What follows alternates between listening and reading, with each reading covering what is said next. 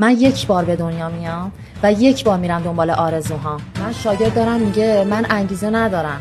چرا الان کسی تو زندگی نیست که بهم انگیزه بده؟ میگفتم چرا باید شخص ثالثی تو زندگی شما باشه که به شما انگیزه بده؟